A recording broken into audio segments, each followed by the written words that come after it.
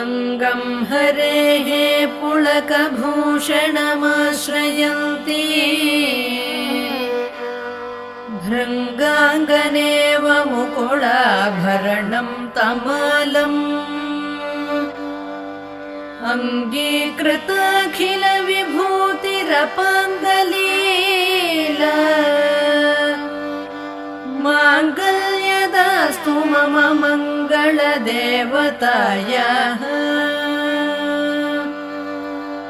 मुग्धा मुहुर्विदधति वदने मुरारेः प्रेमत्रपा प्रणिहितानि गतागतानि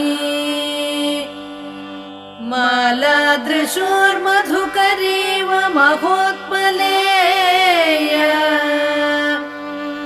सा मे श्रियं दिशतु